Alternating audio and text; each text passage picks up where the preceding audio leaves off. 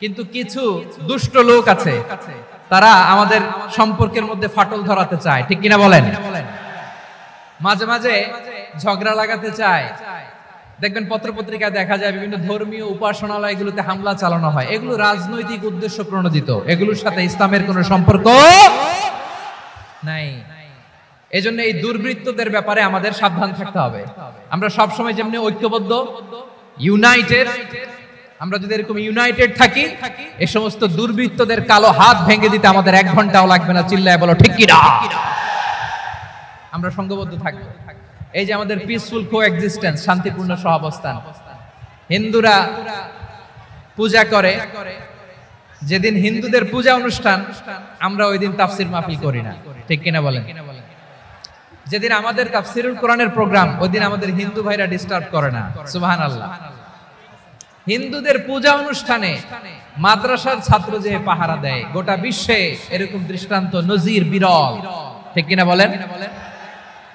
আইন শৃঙ্খলা বাহিনীর পাশাপাশি মাদ্রাসার ছাত্ররা যে সেখানে পাহারা দেয়, গোটা পৃথিবীতে এই দৃষ্টান্ত আপনি পাবেন।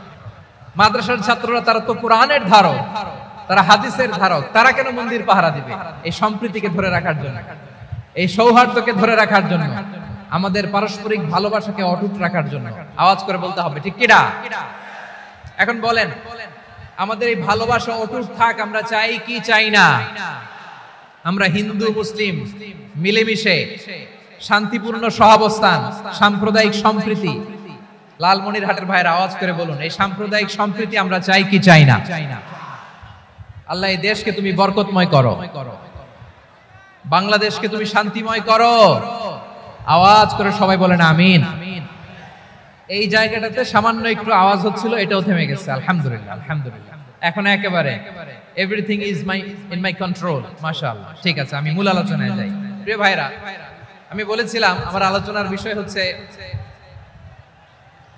শান্তিপূর্ণ সহাবস্থান, সাম্প্রদায়িক সম্প্রীতি। আমরা দেখব ইসলাম আমাদেরকে কি কি দিক নির্দেশনা দেয়। শান্ত হইতে হবে। খরগোশের কানের মতো কান দুটো আমার দিকে করে রাখেন। আমি এখনো উঠে যাব, হাত নাড়ায় লাভ নাই, আমি উঠে যাব। তাকায় থাকো আর কান খাড়া, আওয়াজ হবে না। হ্যাঁ, মাশাআল্লাহ, মাশাআল্লাহ। ঠিক আছে। আমরা দেখব যে রাসূল সাল্লাল্লাহু আলাইহি ওয়াসাল্লাম এই পিসফুল কোএক্সিস্টেন্সের জন্য আমাদের কি শিখিয়েছেন, কি কি গাইডলাইন দিয়েছেন। আমরা 1 2 3 4 করে এগুলো আপনাদের সাথে শেয়ার করব। আমি আপনাদের খেদমতে সূরাতুল আনআমের 108 নম্বর আয়াত তেলাওয়াত করেছি। এখানে আল্লাহ রাব্বুল ইজ্জা ওয়াল জালাল তিনি ইরশাদ করছেন, ওয়ালা তাসুবুল্লাযীনা ইয়াদউনা মিন দুনিল্লাহি ফায়াসুবুল্লাহা আদওয়ান বিগাইরি ইলম কাযালিকা যায়্যান্না লিকুল্লি উম্মাতিন আমালাহুম সুম্মা ইলা রাব্বিহিম মারজিউহুম ফায়ুনাব্বিউহুম বিমা কানু ইয়ামালুন। রব্বুল আলামিন বলেন, গোলাম ও আমার ইমানদার বান্দারা, শোনো শোনো, ও আমার বিশ্বাসী বান্দারা শোনো শোনো, লা তাসুবুল্লাযীনা ইয়াদউনা মিন দুনিল্লাহ ফায়াসুবুল্লাহা আদওয়ান বিগাইরি ইলম। ও আমার বিশ্বাসী বান্দারা, যারা আল্লাহকে ব্যতি রেখে, আল্লাহকে বাদ দিয়ে অন্য উপাস্যকে ডাকে, দেব দেবীর পূজা করে, দেবতাদের পূজা করে, তোমরা খবরদার তাদের গালি দিও না। আওয়াজ করে বলেন, কি দিও না? আল্লাহ বলেন, ও বিশ্বাসীরা শোনো, যারা আল্লাহকে বেছে রেখে দেব দেবীর পূজা করে, অন্য উপাস্যের পূজা করে, তাদেরকে ডাকে, ওই দেবতাদেরকে তোমরা গালি দিও না।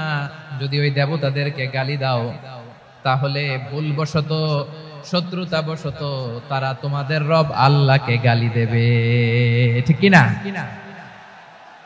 তোমরা যদি তাদের দেবতাদের গালি দাও, ওরা রেগে তোমার আল্লাহরে গালি দিবে, তাহলে আল্লাহরে গালি খাওয়ানোর কারণ হয়ে গেলাম আমি, ঠিক কিনা? বলেন।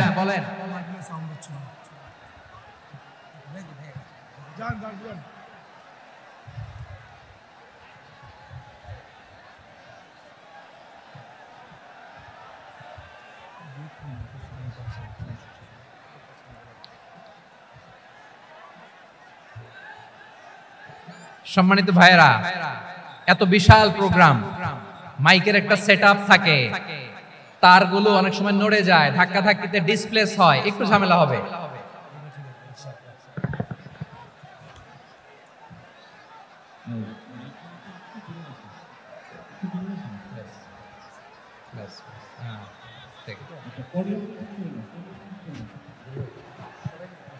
ঠিক আছে, একটু একটু সমস্যা হবে মাঝে মাঝে। আপনারা শান্ত থাকলে, শান্ত থাকতে হবে। এইভাবে সাউন্ড নাই, এই নাই, এই বলতে বলতে আমার সময়ও নাই, উঠে যেতে হবে। এগুলো বোকামি। এই বিভাগীয় প্রোগ্রামগুলোতে যাই, চিৎকার চেঁচামেচি করে অন্যান্য উপাস্যদেরকে ডাকে, দেবতাদেরকে ডাকে, তাদেরকে তোমরা গালি দিও না। ওই সমস্ত দেবতাদেরকে যদি তোমরা গালি দাও তাহলে তারা আল্লাহকে গালি দিবে, ঠিক কিনা বলে? আমরা দেবতাদের গালি দিলে ওরা আল্লাহকে গালি দিবে। রব্বুল আলামিন বলেন, খবরদার দেবতাদেরকে গালি দিও না, তাহলে ওরা তোমার রব আল্লাহরে গালি দেবে। প্রতিটি জাতির জন্য তাদের কাজকে আমি আল্লাহ সুশোভিত করে রেখেছি, তারা সবাই একদিন আমার কাছেই ফিরে আসবে। এরপর আমি রব্বুল আলামিন তাদের আমলনামা তাদেরকে জানিয়ে দেব। সুবহানাল্লাহ পড়েন। প্রিয় ভাইরা, আল্লাহ তাআলা বলেছেন খবরদার গালি দিও না। আদেশটা কার? আওয়াজ করে বলেন তো। হিন্দুদের দেবতা দেবদেবীদেরকে গালি দেওয়া যাবে না। আওয়াজ করে বলুন প্রিয় ভাইরা, এই আদেশটা কার? এই আপনাদের গলার আওয়াজ। অন্য ধর্মের দেবতাদেরকে যে গালি দেওয়া যাবে না, এই আদেশটা কার? আরো জোরে বলুন, কার? গালি দিবেন কোন দেবতাকে? দিবেন? যদি দেন তাহলে ওরা আল্লাহরে গালি দিবে। তাহলে আল্লাহরে গালি খাওয়াইলো কে? আপনি। ঠিক কিনা বলেন? আমি আল্লাহকে গালি খাওয়ানোর কারণ হলাম, কারণ আমি যদি গালি না দিতাম ওরা আমার রবকে গালি দিত না। আওয়াজ করে বলেন ঠিক কিনা? তাহলে প্রিয় ভাইয়েরা, ইসলাম আমাদেরকে শিখায়, সূরাতুল আনআমের 108 নম্বর আয়াত থেকে আমরা বুঝলাম কোন ধর্মকে ছোট করা যাবে না। অন্য ধর্মকে ছোট করা মানে ইসলামকে ছোট করা। অন্য ধর্মের দেবতাকে গালি দেওয়া মানে আল্লাহকে গালি খাওয়ানো। আওয়াজ করে বলেন ঠিক কিনা? খবরদার, এটা করা যাবে না। আর অন্য ধর্মের দেবতাকে যদি আপনি গালি দেন, ওরা ইসলাম থেকে দূরে সরে যাবে। যাও ইসলামের প্রতি আকৃষ্ট হয়েছিল আর কোনোদিন ইসলামের ধারে কাছে আসবে না। আওয়াজ করে বলেন ঠিক কিনা? এজন্য কখনো কোনোদিন অন্য ধর্মের দেবতাদেরকে গালি দেয়া যাবে না। অন্য ধর্মের কোন দেবতাদেরকে আমরা গালি দিব না, গালি দিব না, বরং ইসলামের beauty, the beauty of Islam, ইসলামের সৌন্দর্যকে আমরা তুলে ধরব। আমরা যদি বিশ্বনবী সাল্লাল্লাহু আলাইহি ওয়াসাল্লামের জীবনের দিকে তাকাই, তাহলে আমি দেখব বিষ্ণু ইসা ইসলাম মক্কাতে কিংবা মদিনাতে অন্য ধর্মের লোকদের সাথে খুব পিসফুলি লাইফ লিড করেছেন। হোক মুশরিক, হোক খ্রিস্টান, হোক ইহুদি, বিশ্বনবী সবার সাথে মিলেমিশে ছিলেন। আলহামদুলিল্লাহ বলেন। ইসলাম হচ্ছে পিসফুল রিলিজিয়ন। অন্য ধর্মের প্রতি সহনশীলতার সবক ইসলাম আমাদেরকে দেয়। কিন্তু প্রতিটি মুসলিমের এটা মনে রাখতে হবে, আল্লাহর কাছে পছন্দনীয় গ্রহণযোগ্য ধর্ম, জীবনাদর্শ একটি, সেটা হচ্ছে ইসলাম। আওয়াজ করে বলেন সেটা কি? লালমনিরহাটের ভাইরা আওয়াজ করে বলুন, আল্লাহর কাছে মনোনীত ধর্ম একটি, সেটা কি? এজন্য রব্বুল আলামিন বলেন, ইন্নাদ-দীনা ইনদাল্লাহিল ইসলাম, আল্লাহর কাছে মনোনীত গ্রহণযোগ্য অ্যাকসেপ্টেড ধর্ম মতাদর্শ একটা, সেটা হলো ইসলাম। ইসলাম ছাড়া অন্য কোন ধর্ম যদি কেউ তালাশ করে, তার ওই ধর্ম আল্লাহ গ্রহণ করবে না। ওমাইয়াবতাগি গায়রাল ইসলামি দীনান ফালাই ইউকবালা মিন ওয়া হুয়া ফিল আখিরাতি মিনাল খাসিরিন।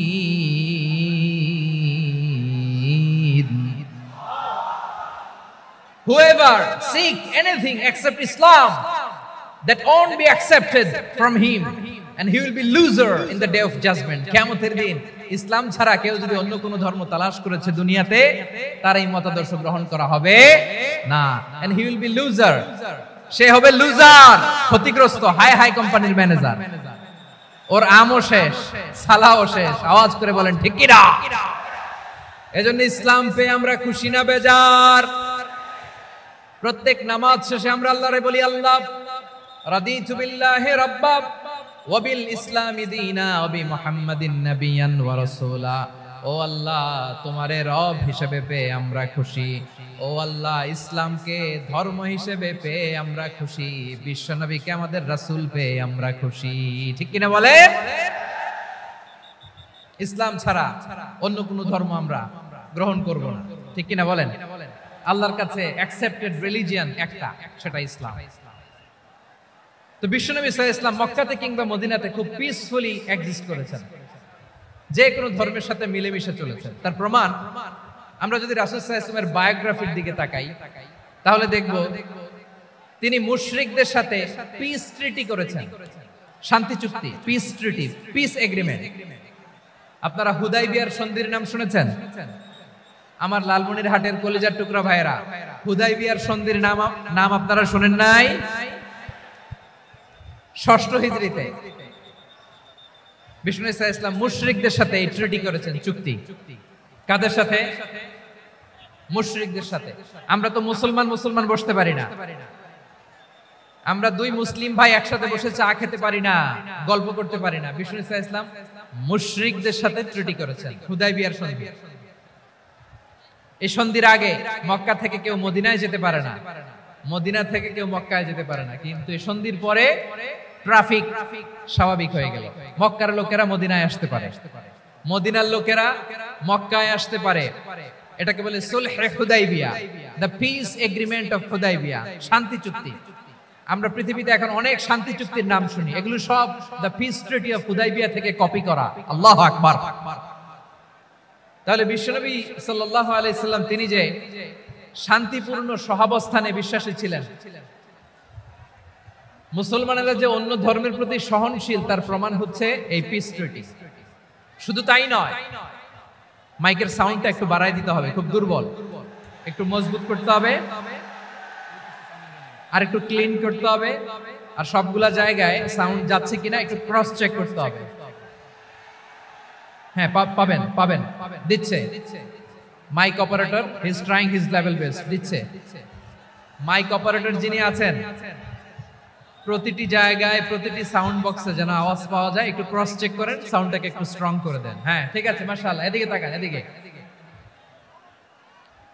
মক্কার পার্ট গেল, পিস এগ্রিমেন্ট করলেন, শান্তি চুক্তি। বিষ্ণু ঈসা ইসলাম মদিনায় যে কি করলেন? মদিনায় যে বিষ্ণু ঈসা ইসলাম মদিনা চার্টার করলেন, মদিনা সনদ, সাহিফাতুল মদিনা, এটার বলে মদিনা চার্টার। যে ওয়েস্টে, ইউরোপে, আমেরিকাতে তারা অনেক চার্টার করে, সব চার্টার মদিনা চার্টার থেকে কপি করা। আওয়াজ করে পড়েন সুবহানাল্লাহ। বিষ্ণু ঈসা ইসলাম মদিনায় গেলেন, মদিনাতে মুসলিম, মুশরিক, ইহুদি, এই তিন ধর্মের লোক মিলে সব স্টেক হোল্ডার যারা আছে সবাইকে নিয়ে বিষ্ণু ঈসা ইসলাম মদিনা চার্টার করলেন, মদিনা সনদ। পড়েন সুবহানাল্লাহ। শুধু তাই নয়, মক্কাতে বিশ্বনবী পিস এগ্রিমেন্ট করলেন, শান্তি চুক্তি মুশরিকদের সাথে। মদিনাতে যে বিশ্বনবী মদিনা চার্টার করলেন, মদিনা সনদ করলেন ইহুদিদের সাথে। আবার মদিনাতে বিশ্বনবী ইহুদিদের সাথে পিস ডায়ালগ করলেন, ইন্টারফেথ ডায়ালগ করলেন, আন্তধর্মীয় সংলাপ করলেন, যেই সংলাপের মূল ভিত্তি ছিল তাওহীদ। মূল ভিত্তি ছিল কি? তাওহীদ। বিশ্বনবী ইহুদিদেরকে ডাকলেন, আহ্বান করলেন, قل يا أهل الكتاب تعالوا إلى كلمة سواء بيننا وبينكم ألا نعبد إلا الله ولا نشرك به شيئا ولا يتخذ بعضنا بعضا أربابا من دون الله فإن تولوا فقولوا اشهدوا بأننا مسلمون। সুবহানাল্লাহ পড়েন। বিশ্বনবী মদিনার ইহুদিদের ডেকে বললেন, ও ইহুদিরা, শোনো শোনো, আসো এমন একটা আদর্শের প্রশ্নে আমরা একত্রিত হই, যে আদর্শের প্রচার তোমাদের নবীরাও করেছে, আমিও করি, যে আদর্শের কথা তোমাদের পবিত্র ধর্মগ্রন্থগুলোতে আছে, আমার কোরআনেও আছে, সেটা হলো তাওহীদ। আমরা এক আল্লাহ ছাড়া কারো ইবাদত করব না, আল্লাহর সাথে কাউরে শরীক করব না, আল্লাহ ছাড়া কাউরে রব মানব না। পড়েন সুবহানাল্লাহ। তাহলে আমার প্রিয় লালমনিরহাটের ভাইরা, মদিনাতে যে তিনি মদিনা চার্টার করলেন, মদিনা সনদ, পিস ডায়ালগ করলেন, শান্তির সংলাপ, ইন্টারফেথ ডায়ালগ করলেন, আন্তঃধর্মীয় সংলাপ, যার ভিত্তি ছিল তাওহীদ। সুবহানাল্লাহ পড়েন। তাহলে অন্য ধর্মের প্রতি সব সময় ইসলাম সহনশীল, টলারেন্স। যদি আপনি দেখতে চান ইসলামের নবী বিশ্ব নবীর দিকে তাকান, ঠিক কিনা বলেন? আমরা তো সংখ্যালঘুদের রাইটস প্রোটেক্ট করার জন্য কত আইন বানাই, কত বৈঠক করি, কত সংবাদ সম্মেলন করি। বিশ্বনবী সাল্লাল্লাহু আলাইহি ওয়াসাল্লাম সংখ্যালঘুদের রাইটস এর ব্যাপারে, অধিকারের ব্যাপারে যে কথা বলেছেন, শুনলে আপনি অবাক হয়ে যাবেন। বিশ্বনবী বলেন, আলা মান যালামা মুআহাদান আও ইনতাকাসাহু আও কাল্লাফাহু ফাওকা তাআতিহি আও কাল্লাফাহু ফাওকা তাকাতিহি আও আখাযা মিনহু শাইআন বিগাইরি তিবি নাফসিন ওয়া আনা হাজিজুহু ইয়াউমাল কিয়ামা। খবরদার, জেনে রাখো, কেউ যদি কোনো সংখ্যালঘুর উপরে অত্যাচার করে, কোন সংখ্যালঘুর প্রাপ্য থেকে যদি কেউ কাউকে ঠকায়, সংখ্যালঘুর উপর যদি কেউ কষ্ট দেয়, কোন সংখ্যালঘুর সম্পদ যদি কেউ জোর করে কেড়ে নেয়, আমি কিয়ামতের দিন বিশ্বনবী ওই সংখ্যালঘুর পক্ষে আর ওই মুসলমানদের বিপক্ষে বাদী হয়ে দাঁড়াবো। সুবহানাল্লাহ বলতে পারলেন না? আল্লাহু আকবার। আপনি নামাজি, আপনি মুসল্লি, আপনি হাজী সাহেব, তাহাজ্জুদ পড়তে পড়তে কপালে দাগ ফেলে দিবেন, আপনার প্রতিবেশী হিন্দু, ভাবছেন আমার তো পাওয়ার আছে, ওর জমিটা দখল করি। বিশ্বনবী বলেন, কিয়ামতের দিন ওই হিন্দুর পক্ষে তোর বিরুদ্ধে আমি বাদী হয়ে দাঁড়াবো। পৃথিবীর কোন ধর্মে এরকম স্টেটমেন্ট পাবেন? পাবেন? আপনি ভাবছেন আপনি নামাজ পড়লে হাজী সাহেব কপালে দাগ ফেলায় দিলে আপনি সেলসেলায় জান্নাতে চলে যাবেন না? খবরদার। বিশ্বনবী বলেন, কোন সংখ্যালঘুর উপর যদি কেউ আক্রমণ করে, তার প্রাপ্য তাকে না দিয়ে যদি তাকে ঠকায়, তার উপর জুলুম করে, তার সম্পদ যদি কেড়ে নেয়, আমি নবী, তুমি মুসলিম হইতে পারো, মুসল্লি হইতে পারো, তার পক্ষে তোমার বিপক্ষে আল্লাহর দরবারে বাদী হয়ে দাঁড়াবে। আচ্ছা লালমনিরহাটের ভাইরা, কথা বুঝতে পারলে আওয়াজ করে উত্তর দেন। বিশ্বনবী যদি কারো বিপক্ষে দাঁড়ায় কিয়ামতের দিন, আই রিপিট, আমি আবারও বলছি, বিশ্বনবী যদি কিয়ামতের দিন কারো বিপক্ষে দাঁড়ায়, ও তো সেলসেলায়া জান্নাতি, তাই না? জান্নাতি না? যে নবীর সুপারিশ ছাড়া জান্নাতের গেটও দেখা যাবে না, ওই নবী যদি বলে তোর বিপক্ষে আমি বাদী হয়ে দাঁড়াবো, ওই জান্নাতে আর ঢোকার কোনো সুযোগ আমাদের থাকবে? এখানেই শেষ না আমার প্রিয় লালমনিরহাটের ভাইয়েরা, এখানেই শেষ নয়। বিশ্বনবী বলেন, মান কাতালা মুআহাদান, বুখারীর বর্ণনা, মান কাতালা মুআহাদান লাম ইয়ারাহ রাইহাতাল জান্নাহ। কেউ যদি, কোন মুসলিম যদি অন্যায়ভাবে কোন সংখ্যালঘুকে হত্যা করে, কোন হিন্দুকে হত্যা করে, কোন বৌদ্ধরে হত্যা করে, অন্যায়ভাবে কোন মুসলিম যদি কোন সংখ্যালঘুরে হত্যা করে, জান্নাতে যাওয়া তো দূরের কথা, ওই মুসলিম জান্নাতের ঘ্রাণও পাবে না।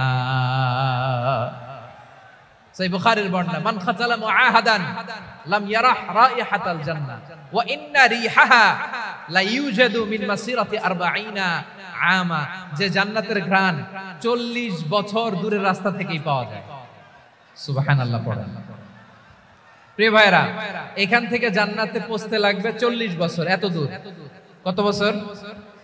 সবাই বলেন কত বছর? এখান থেকে জান্নাতে পৌঁছতে লাগবে 40 বছর।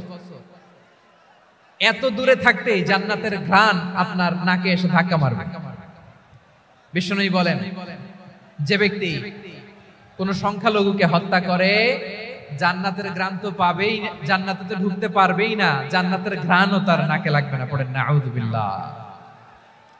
তাহলে সংখ্যালঘুদের ব্যাপারে ইসলামে অধিকার দেয়া আছে না নাই?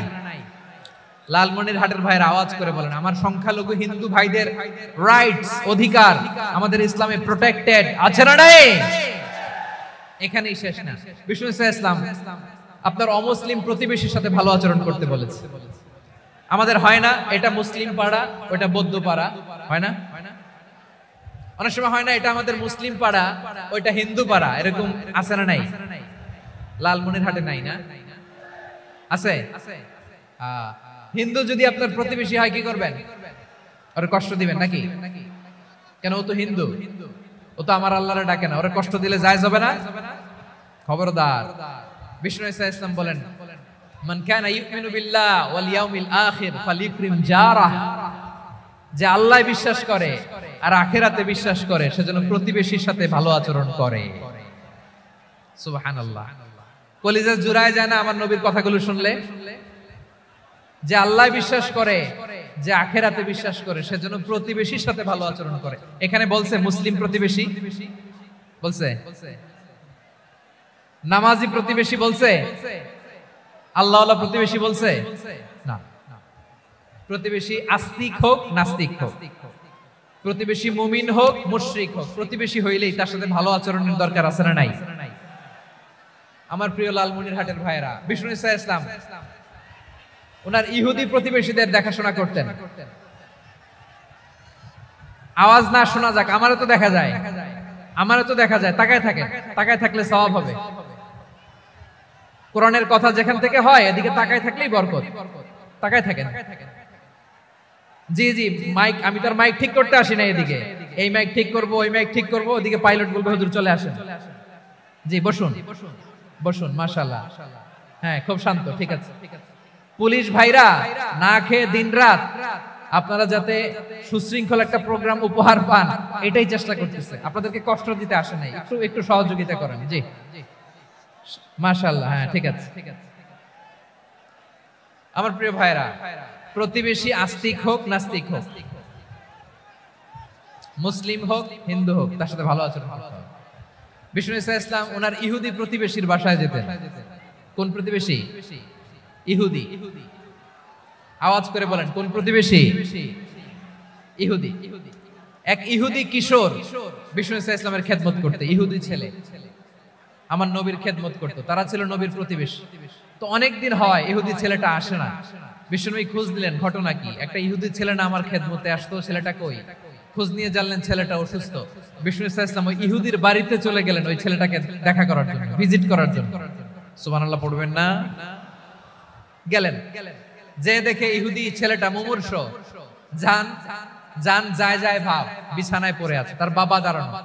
বিশ্বনবী তার মাথার পাশে বসলেন, মাথায় হাত বুলিয়ে দিলেন আর ছেলেটাকে বললেন আসলিম, হে ইহুদি ছেলে আসলিম, ইসলাম ধর্ম গ্রহণ করো। তো ছোট্ট ছেলে ভাবে আমরা ইহুদি, এখন ইসলাম ধর্ম গ্রহণ করলে আব্বা যদি বকা দেয়, ফানাযারা ইলা ওয়াজহি আবি, ছেলেটা তার বাবার চেহারার দিকে তাকালো, দেখি আব্বা কি করে। আব্বা যদি বলে তাহলে ইসলাম ধর্ম গ্রহণ করবে। ইহুদি ছেলেটা তার বাবার দিকে যখন তাকালো, ওর বাবা বলে আতি আবুল কাসিম, আবুল কাসিম যা বলে তাই করো।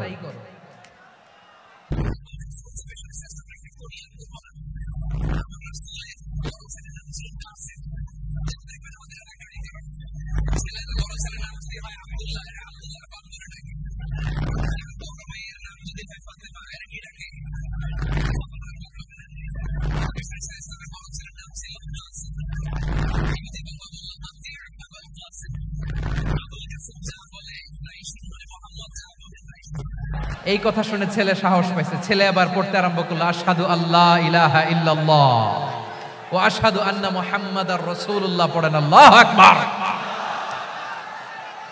বিশ্বনবীর আহ্বান শুনে ওই আহ্বানে সাড়া দিয়ে ইহুদি ছেলে শাহাদা পড়ে মুসলমান হয়ে গেল। তার হৃদয়টার ঈমানের নূর দিয়ে আলোকিত করে দিল কে? প্রিয় ভাইরা, এবার রাসূল সাল্লাল্লাহু আলাইহি ওয়াসাল্লাম বের হয়ে আসলেন ঘর থেকে আর বললেন আলহামদুলিল্লাহিল্লাযী আনকাযাহু মিনান নার। প্রশংসা সে আল্লাহর, যে আল্লাহ জাহান্নামে চলে যাচ্ছিল প্রায় এমন একটা লোককে মুহূর্তের মধ্যে কালেমায়ে শাহাদাতের বদৌলতে জান্নাতি বানায় দিলেন। আওয়াজ করে পড়েন সুবহানাল্লাহ। এই হাদিস থেকে আমরা কি শিখলাম? What is the moral of the story? এক নম্বর স্টোরি হলো, প্রতিবেশী ইহুদি হোক হিন্দু হোক, যাবেন, সুসম্পর্ক রাখবেন, উপহার দিবেন, বিপদে পাশে দাঁড়াবেন, তাইলেই তো আপনাদের প্রতি, মুসলমানদের প্রতি তারা আকৃষ্ট হবে। ঠিক কিনা বলেন? আপনি যদি হিন্দুদের সাথে বৌদ্ধদের সাথে নাই মিশেন, নাস্তিকের কাছে নাই যান, তো ইসলামের সৌন্দর্যটা ওরা বুঝবে কেমনে? আমার অনেক হিন্দু পরিচিত ভাই আছে, ওরা আমাদের ইফতারির প্রোগ্রামে এসে একসাথে ইফতারি করে। অনেক মদখোর আমার সাথে বসে একসাথে ডিনার করে, হাফ প্যান্ট পরা, গলায় স্বর্ণের চেইন, হাতে স্বর্ণের ব্রেসলেট, আইসা আমার সাথে ডিনার করছে, আছে এরকম। গাঁজাখোর, আমি বলি আসো, welcome welcome to my dinner, আসো বসো, বসলেই তো আমি ওর ডিএনএ, চিন্তার ডিএনএ চেঞ্জ করে দেওয়ার সুযোগ পাবো। চিল্লায় বলো ঠিক কি না? আসতে হবে আমার কাছে। Our door is open. The door of Islam is open 24/7. সব সময় আমাদের ইসলামের দরজা আমার অমুসলিম ভাইদের জন্য খোলা আছে না নাই? এই হাদিস থেকে দুইটা শিক্ষা। এক নম্বর শিক্ষা, প্রতিবেশী মুসলিম হোক অমুসলিম হোক, যান, অসুস্থ হইলে একটু আপেল নিয়ে যান, আঙ্গুর নিয়ে যান, কমলা নিয়ে যান, তাদের সাথে ভালো আচরণ করেন। ইসলামের বিউটি দেখে, সৌন্দর্য দেখে অবাক হবে, নসিব ভালো হলে কোনোদিন কালিমা পড়ে মুসলমান হয়ে যাবে। ঠিক কিনা বলেন?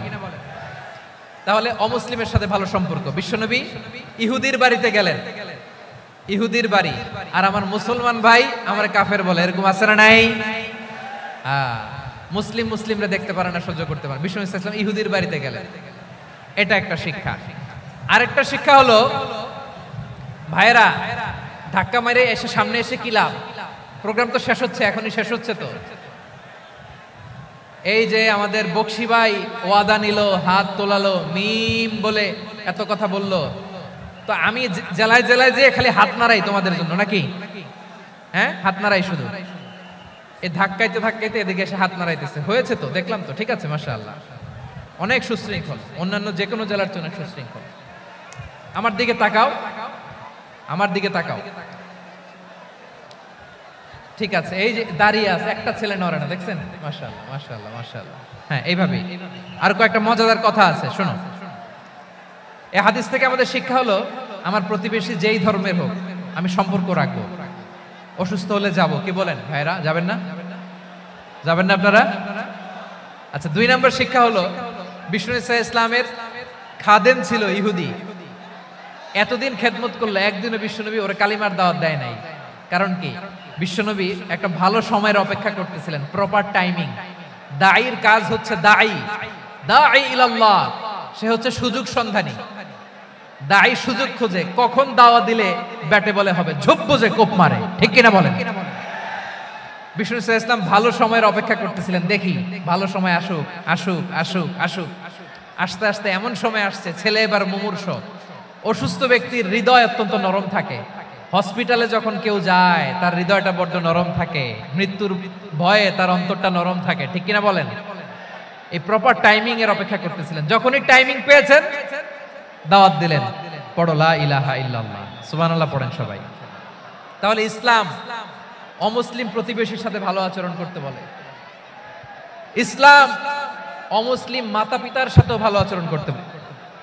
মাতা পিতা যদি অমুসলিম হয়, তারা ফেলে দিতে পারবেন? পারবেন? পারবেন? আমার লালমনির হাটের ভাইরা, অনেক হিন্দু ছেলে আমাদের হাতে শাহাদা পড়ে মুসলিম হয়, কিন্তু ওর মা মুসলমান হয় নাই, বাবাও হয় নাই, এরকম আছে না নাই? তো ও হয়েছে মুসলিম, মা বাপ হিন্দু, এখন মা বাপ কি বাদ? হ্যাঁ, মা বাপ বাদ দেয়া যাবে? যেই মা আপনারে 9 মাস 8 মাস পেটে ধারণ করলো, আপনার মায়ের নার ছেঁড়া ধন, আপনি ওই মারে বাদ দিতে পারবেন? যে মায়ের বুকের তাজা দুধ খেয়ে আপনি আজকে বাড়ন্ত তাজা তরতাজা, ওই মারে বাদ দেয়া যাবে?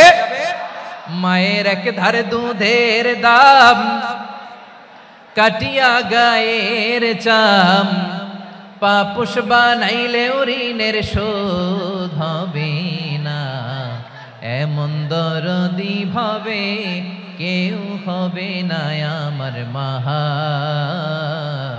গো। মায়ের এক ধারে দুধের দাম, কাটিয়া গায়ের চাম, পাপুষ বানাইলে ঋণের শোধ হবে না, এমন দরদি ভাবে কেউ হবে না আমার মাহা গো, ঠিক কিনা? মাকে তো বাদ দেয়া যায় না। وقضى ربك ألا تعبدوا إلا إياه وبالوالدين إحسانا। আল্লাহ বলে অবধারিত 2টা ভার্ডিক্ট তোমাদের জন্য, এক আল্লাহর ইবাদত করবা আর মা বাবার প্রতি ইহসান করবা। আদেশটা কার? মা বাবার প্রতি ইহসান করতে হবে। আমার মা হিন্দু হোক, ভালো আচরণ করতে হবে, বৌদ্ধ হোক, ভালো আচরণ করতে হবে। আমার যে সমস্ত হিন্দু ভাইয়েরা মুসলিম হয়েছে, তোমাদের মা বাবা এখনো মুসলমান হয় নাই, তাদের সাথে ভালো আচরণ করতে হবে। আপনাদের খেদমত নিজে করতে হবে অথবা খেদমতের ব্যবস্থা করাই দিতে হবে। মান্থলি যে খরচ লাগে এটা দিতে হবে। আরে তুমি এখন মুসলিম, তোমার মা বাবা হিন্দু, এখনই তো সুযোগ ইসলামের সৌন্দর্য দেখানো। এখন মা বাবা যদি দেখে আরে এটা হিন্দু থাকতে তো বদমাইশ ছিল, বেয়াদব ছিল, কি এমন ধর্ম সে গ্রহণ করলো যেটা গ্রহণের সাথে সাথে সে পাল্টে গেল? কি এমন ধর্ম সে গ্রহণ করেছে যেটা তার জীবনকে আলোকিত করে দিয়েছে? নসিব ভালো হইলে তারাও কালিমা পড়ে মুসলমান হয়ে যাবে। বিষ্ণু ইসা ইসলামের স্ত্রীর নাম ছিল আয়েশা রাদিয়াল্লাহু তাআলা আনহা, আবু বকর রাদিয়াল্লাহু তাআলা আনহুর মেয়ে। আবু বকর রাদিয়াল্লাহু তাআলা আনহুর আরেক মেয়ের নাম হচ্ছে আসমা। কি নাম? দুজনই আবু বকর রাদিয়াল্লাহু তাআলা আনহুর মেয়ে, আসমা আর আয়েশা। নাম দুটো কেমন লাগে? আসমা নামটা কেমন লাগে? আয়েশা নামটা কেমন লাগে? সবার ভালো লাগে নাই? নাম দুটো আপনাদের ভালো লাগে? লালমনিরহাটে অনাগত যদি কন্যা সন্তান হয়, যদি মনে চায় আসমা রেখে দিতে পারবেন, যদি মনে চায় আয়েশা রেখে দিয়েন। দেশে বিদেশে এয়ারপোর্টে রাস্তা ঘাটে শুধু বলে হুজুর একটা নাম দেন, আমার ছেলের একটা নাম দেন, মেয়ের একটা নাম দেন। তো আমার মনে আছে যশোরের আদ্দিনের মাহফিলে আমি একটা দুইটা নাম দিয়েছিলাম।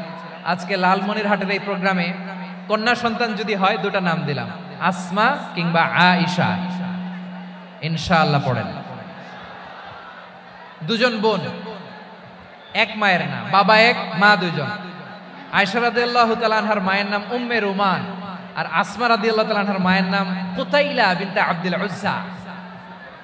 আবু বকর রাদিয়াল্লাহু তাআলা আনহু 4টা বিয়ে করেছিলেন। তো একই ঘটনা ঘটেছে এই ফ্যামিলিতে। আসমা ইসলাম ধর্ম গ্রহণ করে মুসলিমা, কিন্তু তার মা কুতাইলা মুশরিকা।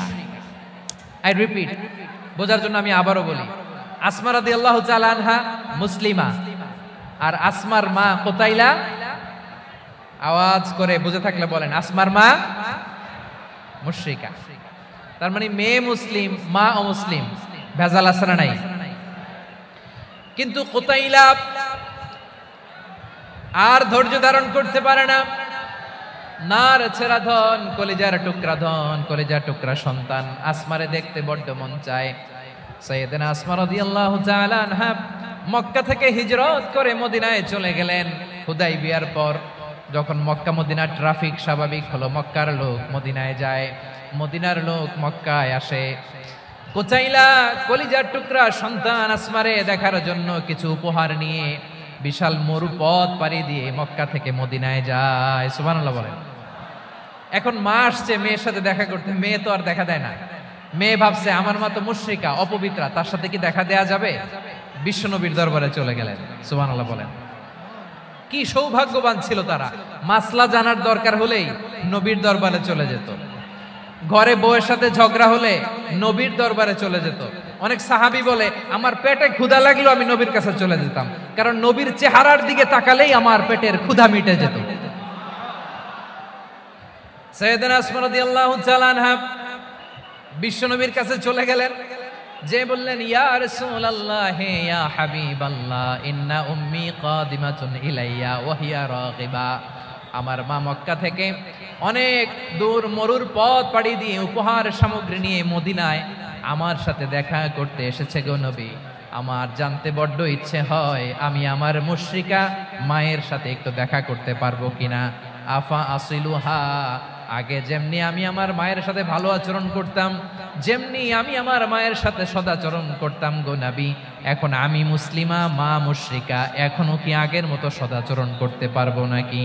বিশ্বনবী বললেন নাম সিলিহা, হ্যাঁ রে আসমা, অবশ্যই অবশ্যই, আগে ঠিক যেমন তুমি তোমার মায়ের সাথে ভালো আচরণ করতে এখনো তেমনি আগের মতো ভালো আচরণ করবা।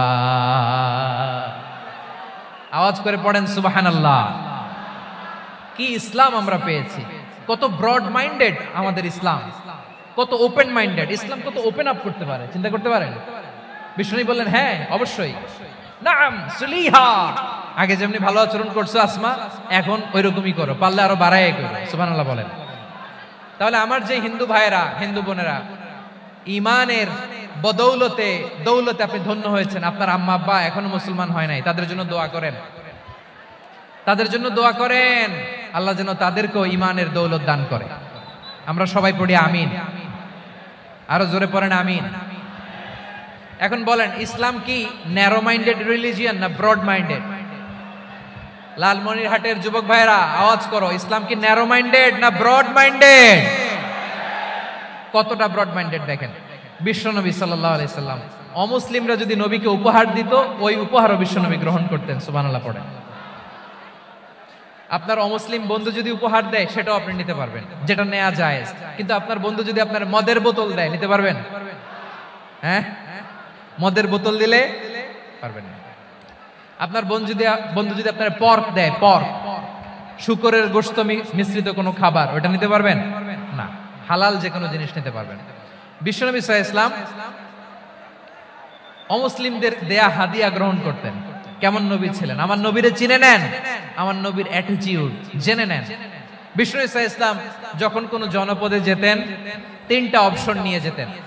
প্রিয় ভাইয়েরা, আওয়াজ করে বলতে হবে, কোন জনপদে গেলে আমার নবীর অপশন থাকতো কয়টা? আমার মতো 3 আঙ্গুল উঁচু করে দেখান আর বলুন, আমার নবী কোন জনপদে গেলে কয়টা অপশন নিয়ে যেতেন? 1 নাম্বার অপশন, আসলিম তাসলাম। নতুন এলাকায় গেলে বলতেন আসলিম তাসলাম, ইসলাম ধর্ম গ্রহণ করো, শান্তিতে থাকবা, আমার ভাই হয়ে যাবো, আমরা ভাই ভাই। ইসলাম মানো, আমরা ভাই ভাই। অপশন নাম্বার কত? 1। যদি বলে না ইসলাম মানবো না, ওকে, অপশন নাম্বার 2, মুসলিম হওয়ার দরকার নাই, লা ইকরাহা ফিদ্দিন, ইসলামে কোনো বাড়াবাড়ি নাই। খ্রিস্টান আছো থাকো, বৌদ্ধ আছো থাকো, ইহুদি থাকতে চাও থাকো, কিন্তু আমরা যেহেতু রিজিওনাল সুপার পাওয়ার, আমাদের আন্ডারে থাকো, ট্যাক্স দিয়া থাকো, এটার বলে জিজিয়া। আলেম যারা আছেন বুঝবেন, এটার আরবিতে কি বলে? জিজিয়া। You pay us the tax, we will give you the security. তোমরা ট্যাক্স দিবা, আমরা সিকিউরিটি দিব, আমাদের আওতায় থাকবা, কেউ তোমাদেরকে আক্রমণ করতে পারবে না, আমরা নিরাপত্তা দিব। সুবহানাল্লাহ বলেন। এটা অপশন নাম্বার কত? আচ্ছা, বুঝে থাকলে বলেন, 1 নাম্বার অপশন কি ছিল? ইসলাম। ইসলাম মানো, শান্তিতে থাকবা, ভাই ভাই, আমরা ভাই ভাই। অপশন নাম্বার 2, ট্যাক্স দাও, আমরা নিরাপত্তা দিব, মুসলিম হওয়া লাগবে না। এখন 1 নাম্বারও মানে না, 2 নাম্বারও মানে না, মুসলিম হবো না, ভালো, খ্রিস্টান থাকো, ট্যাক্স দাও, আমরা সিকিউরিটি দিব না, এটাও মানি না। বিষ্ণু বলেন, তাহলে তলোয়ার আমাদের আর তোমাদের মাঝে ফয়সালা করবে। মুসলিমও হবো না, ট্যাক্স দিবা, নিরাপত্তা দিব, আমরা সুপার পাওয়ার, আমাদের আন্ডারে থাকবে, এটাও না। তাহলে তোমাদেরকে তো আমরা বিশ্বাস করতে পারি না, কখন না কখন বিশ্বাসঘাতকতা করো, কার সাথে মিলে হাত মিলাও, তলোয়ার আমাদের মাঝে ফয়সালা করবে। তখন তিনি জিহাদের সশস্ত্র সংগ্রামের ঘোষণা দিতেন। সুবহানাল্লাহ পড়েন। দেখেন, পশ্চিমারা জিহাদকে এইভাবে চিত্রায়িত করে না। ওরা জিহাদ বলতে বুঝায় তলোয়ার, হাত কাটো, গলা কাটো না। জিহাদ সশস্ত্র সংগ্রাম 3 নম্বরে। অধিকাংশ ক্ষেত্রেই বিশ্বনবীর সুন্দর আচরণ দেখে, আরে আমার নবীর যে নুরানি চেহারা, অনেকে তো কেবল সিরেফ চেহারাটা দেখেই কালিমা পড়ে মুসলমান হয়ে গিয়েছে। যারা মুসলিম হয় নাই, তারা তাদের ইসলামেই বলবৎ ছিল, ট্যাক্স দিয়ে ইসলামের আন্ডারে ছিল। যারা এটাও মানে নাই, ওইটাও মানে নাই, তাদের বিরুদ্ধে জিহাদ। বিষ্ণু ইসলাম 7ম হিজরিতে যখন খায়বার বিজয়ের পরে ইসলাম রিজিওনাল সুপার পাওয়ার হিসেবে আত্মপ্রকাশ করলো, বিশ্বনবী চিঠি লিখলেন অন্যান্য সুপার পাওয়ারের কাছে, রাষ্ট্রীয় চিঠি লেখে এক রাষ্ট্রপ্রধান আরেক রাষ্ট্রপ্রধানের কাছে। ঠিক কিনা বলেন? জানেন না আপনারা? এই যে 24-এর ছাত্র নাগরিক অভ্যুত্থানে, এই অভ্যুত্থান যখন শুরু হয়, আমি তখন সাউথ আফ্রিকাতে একটা স্ট্যাটাস দিয়েছিলাম, কোটা নয়, গোটা দেশ সংস্কার করা লাগবে। শুধু বাংলাদেশ নয়, সারা বিশ্বের বাংলা ভাষাভাষী লোকেরা এই আন্দোলনের সাথে সমর্থন তারা করেছে, এটাকে সাপোর্ট করেছে, তারা সমর্থন দিয়েছে। আমাদের ইউনাইটেড আরব আমিরাতের বাংলাদেশি ভাইয়েরা, তারা সেখানে রাস্তায় নেমে এসেছিল, জানেন? ওইখানে ডেমনস্ট্রেশন করা যায় না, সেখানকার সরকার তাদেরকে যাবজ্জীবন দিয়েছিল। তখন আমাদের এই যে প্রধান উপদেষ্টা ডক্টর মোহাম্মদ ইউনূস সরাসরি G2G বলে, এটারে G2G, government to government, G2G, উনি চিঠি লিখলেন যে তাদেরকে, ইউর হাইনেস, হে সম্মানিত আমির, আপনি আমার এই চিঠির কারণে আমার সম্মানে এই 53 জন বাংলাদেশিকে মাফ করে দেন। এই চিঠির বদৌলতে বেকসুর খালাস পেয়ে গিয়েছিল আমাদের ভাইরা। জানেন না এই ঘটনা আপনারা? তাহলে গভর্নমেন্ট টু গভর্নমেন্ট চিঠি দেওয়া হয়, সপ্তম হিজরিতে বিষ্ণু ইসলাম সব সুপার পাওয়ারের কাছে চিঠি দিলেন, রোমান সম্রাটের কাছে, পারস্য অধিপতির কাছে, মিশরের অধিপতির কাছে, সবার কাছে চিঠি লিখলেন। চিঠির ভাষা ছিল এরকম, মিন মুহাম্মাদিন রাসূলিল্লাহ ইলা মুকাওকিস আযীমিল কিবত, মুহাম্মদ রাসূলুল্লাহর পক্ষ থেকে মিশরের বাদশার কাছে, আসলিম তাসলাম, ইসলাম মানো শান্তিতে থাকবা, সালামুন আলা মান ইত্তাবাআল হুদা, শান্তি তার জন্য যে হেদায়েতের অনুসরণ করে। সুবহানাল্লাহ পড়েন। তো এই চিঠি অনেকে ভালোভাবে রিসিভ করেছে, অনেকে এই চিঠি পাওয়ার পরে নবীর কাছে আবার ইন রিটার্ন উপহার পাঠিয়েছে। কি পাঠিয়েছে? উপহার। মিশরের বাদশা মুকাওকিস তিনি বিশ্বনবীকে বিশাল এক উপহারের ডালি পাঠিয়েছেন। মিশরের বাদশা মুকাওকিস ছিলেন ধর্মে খ্রিস্টান। লালমনিরহাটের ভাইরা আওয়াজ করে বলেন, মিশরের বাদশা ধর্মে কি ছিল? খ্রিস্টান। কি উপহার দিয়েছিল আমার নবীকে? শুনতে মনে চায়? আওয়াজ নাই লালমনিরহাটের গলায়, শুনতে মনে চায়? 1000 স্বর্ণ মুদ্রা, 1000 স্বর্ণ মুদ্রা। দুইটা খ্রিস্টান দাসী, একজনের নাম মারিয়া বিনতে শামউন আল কিবতিয়া, আরেকজনের নাম সিরিন বিনতে শামউন আল কিবতিয়া। একজন খ্রিস্টান দাস 20 থান কাপড় জামা বানানোর জন্য, আমরা নবী যেন সেলাই করে জামা বানাতে পারে এজন্য 20 থান কাপড়, 20 থান ফাইন গার্মেন্ট। সুবহানাল্লাহ পড়বেন না? এরপরে একটা গাধা যেটার নাম ছিল উফাইর, আর একটা খচ্চর এটার নাম ছিল দুলদুল। খচ্চর চিনেন? গাধা আর ঘোড়ার ক্রসিং এ যে প্রাণীটা দুনিয়াতে আসে ওটার খচ্চর বলে। তো এই যে সুপার পাওয়ার খ্রিস্টান বাদশার কাছে নবী চিঠি লিখলেন, ওই খ্রিস্টান বাদশা আমার নবীকে উপহার দিল। বিশ্বনবী এই উপহারগুলো সানন্দে গ্রহণ করেছে। সুবহানাল্লাহ পড়বেন না? তাহলে অমুসলিম কেউ যদি আপনাকে উপহার দেয়, হালাল উপহার হলে আপনি গ্রহণ করতে পারবেন। অনুরূপ ভাবে পারস্যের বাদশা রোম সম্রাট বিশ্বনবীকে উপহার পাঠিয়েছেন, আমার নবী সবগুলো উপহার গিফট গ্রহণ করেছেন। সুবহানাল্লাহ বলেন। তাহলে প্রিয় লালমনিরহাট আওয়াজ করে বলুন, ইসলাম কি ন্যারো মাইন্ডেড রিলিজিয়ন না ব্রড মাইন্ডেড? আম্মাজান আয়েশার কাছে মাসালা জানতে চায় মেয়েরা, হে আম্মাজান, অগ্নি উপাসকেরা তাদের ঈদের দিন নওরোজের সময় আমাদেরকে পাখি দেয়, নেওয়া যাবে? উনি বললেন, ওরা জবাই করে দিলে নেওয়া যাবে না, কিন্তু ওরা যদি ফলমূল এরকম খাবার দেয় এগুলো নেওয়া যাবে। তার মানে অমুসলিমদের দেয়া উপহার এটা গ্রহণ করা যায়। সুবহানাল্লাহ বলেন। শুধু তাই নয়, বিষ্ণু ঈসা ইসলাম অমুসলিমদের সাথে আর্থিক লেনদেনও করেছেন, ফিনান্সিয়াল ডিলিং করেছেন। অমুসলিমদের সাথে প্রয়োজনে আপনি ফিনান্সিয়াল ডিলিং করতে পারবেন। আমরা প্রায় দেখি বাজারের মিষ্টির দোকানগুলো আমার হিন্দু ভাইদের। লালমনিরহাটে মিষ্টির দোকান, দইয়ের দোকান কারা চালায়? হিন্দুরা চালায় না? তারপরে যে বারবার শপ, চুল কাটে যে নাপিত, অধিকাংশ নাপিতের দোকানে কারা? আমার হিন্দু ভাইরা। আপনি চুল কাটতে পারবেন কিনা? পারবেন কিনা বলেন? পারবেন। তার দোকান থেকে দই মিষ্টি কিনতে পারবেন কিনা? হ্যাঁ, আমার মুসলিম ভাইয়ের দোকান থাকলে ওইটার আমি বেশি প্রায়োরিটি দিব, ঠিক কিনা? কিন্তু যদি তাদের সার্ভিস নিতে চান, প্রোডাক্ট নিতে চান, পারবেন। তার দলিল সহিহ বুখারী, আম্মা জান আয়েশা রাদিয়াল্লাহু তাআলা আনহা বলেন, ইশতারা রাসূলুল্লাহ সাল্লাল্লাহু আলাইহি ওয়াসাল্লাম মিন ইয়াহুদিয়িন তুআমান ওয়া রাহানাহু দিরআহু মিন হাদিদ। রাসূল সাল্লাল্লাহু আলাইহি ওয়াসাল্লাম এক ইহুদির কাছ থেকে, কার কাছ থেকে? সবাই বলে নাই কার কাছ থেকে? আমার নবী, পেয়ারা নবী এক ইহুদির কাছ থেকে জব কিনেছিল। জব, বার্লি, যেটা দিয়ে রুটি বানায়। ওই জবের দাম দেওয়ার টাকা পয়সা নবীর কাছে ছিল না, ফলে নবী ওনার একটা পোশাককে মর্গেজ রেখেছিলেন, মর্গেজ, বন্ধক, যে এখন এটার দাম দিতে পারবো না, কয়েক কেজি বার্লি নিয়ে যাই আর বন্ধক হিসেবে আমার জামাটা রেখে গেলাম, যেই দিন দাম দিব ওই দিন জামাটা ছুটাই নিয়ে যাব। সুবহানাল্লাহ পড়বেন না? বাকিতে নিছিলেন, বাকিতে। দিরআহু মিন হাদিদ, লোহার তৈরি বর্ম, মানে যুদ্ধের পোশাক, লোহা দিয়ে বানানো। বিশ্বনবী বললেন, কয়েক কেজি জব দাও, টাকাটা পরে দিব, এখন টাকা নাই, বন্ধক হিসেবে, মর্গেজ হিসেবে আমার জামা রেখে গেলাম, যখন টাকা দিব জামা ছুটায় নিব। আওয়াজ করে বলতে হবে সুবহানাল্লাহ। এ থেকে বোঝা গেল অমুসলিমদের সাথে ফিনান্সিয়াল ডিলিং করা যায়, অর্থনৈতিক লেনদেন করা যায়, কেনাবেচা করা যায়, প্রোডাক্ট কেনা যায়। এমনকি আমাদের মসজিদে নববীতে বারান্দায় আপনারা একটা অটোমেটিক ফ্লাইং আমব্রেলা দেখছেন? সূর্য যখন বাড়ে মসজিদে নববীর বারান্দায় ইয়ার্ডের মধ্যে অটোমেটিক্যালি কিছু আমব্রেলা আছে, শাঁ করে খুলে যায়, আর সূর্যের তাপ লাগে না। আবার সন্ধ্যাবেলায় এই আমব্রেলা গুলো ওরা ক্লোজ করে ফেলে, দেখেন নাই না? দেখছেন? এই মসজিদে নববীকে সর্বোচ্চ উন্নত মানের কনস্ট্রাকশন ইনফ্রাস্ট্রাকচার ডেভেলপ করার জন্য কর্তৃপক্ষ কিছু অমুসলিম ইঞ্জিনিয়ারের ডিজাইনারের সহায়তা নিয়েছিল। সুবহানাল্লাহ বলেন। কোন দলিলের ভিত্তিতে? এই দলিলের ভিত্তিতে যে বিষ্ণু ঈসা ইসলাম অমুসলিমদের সাথেও লেনদেন করেছেন। আওয়াজ করে বলতে হবে আল্লাহু আকবার। শুধু তাই নয়,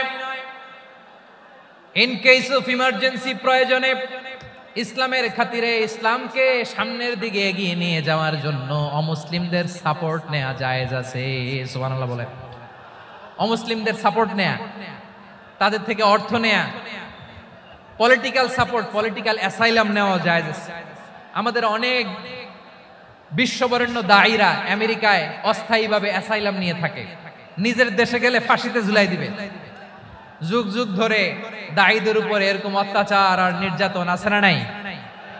মিশরের অনেক দায়ীরা পাশ্চাত্যে যেয়ে থাকে। এই যে তারা পলিটিক্যাল অ্যাসাইলাম নিয়ে থাকে, রাজনৈতিক আশ্রয়, এটা জায়েজ আছে না? এটা যে জায়েজ আছে তার প্রমাণ স্বয়ং বিশ্বনবী সাল্লাল্লাহু আলাইহি ওয়াসাল্লাম পলিটিক্যাল সাপোর্ট নিয়েছিলেন অমুসলিমদের কাছ থেকে। সুবহানাল্লাহ বলেন। খুব মজাদার একটা ঘটনা শুনবেন, আপনাদের আগ্রহ দেখে তো মনে হয় না শোনার ইচ্ছা আছে। আছে আছে, গলায় জোর আছে। লিল্লাহি তাকবীর, লিল্লাহি তাকবীর, নারায়ে তাকবীর। মাশাআল্লাহ।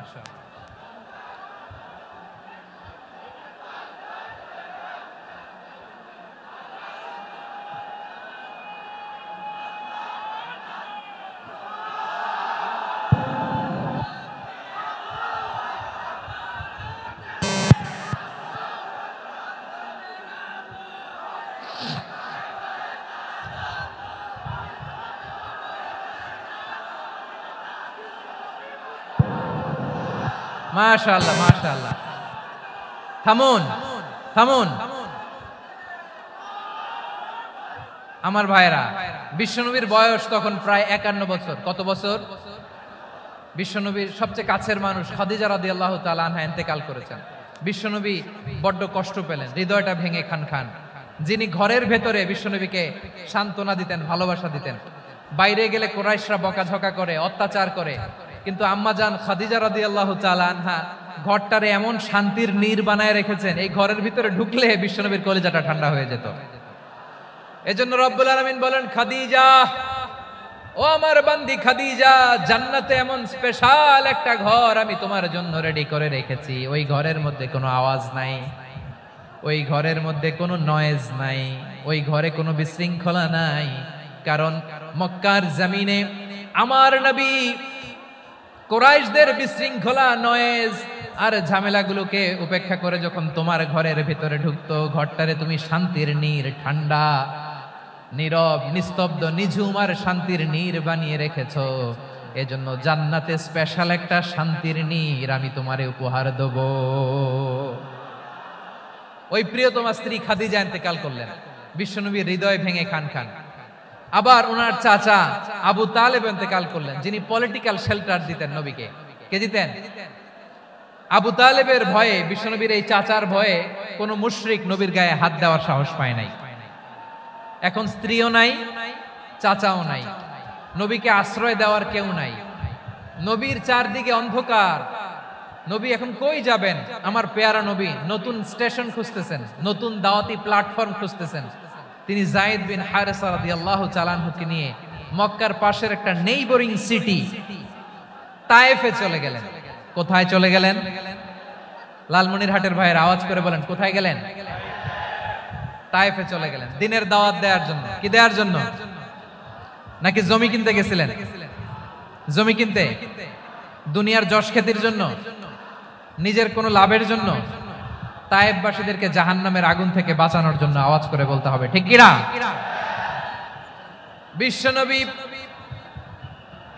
বিশাল মরুপথ পাহাড়ি পথ পাড়ি দিয়ে তায়েফের মরুজমিনে গেলেন কোরআনের দাওয়াত নিয়ে, ইমানের দাওয়াত নিয়ে। কিন্তু তায়েফের লোকেরা বিশ্বনবীর দাওয়াতকে শুধু প্রত্যাখ্যান করেই থামে নাই, তারা বিশ্বনবীর সাথে অত্যন্ত খারাপ আচরণ করেছে।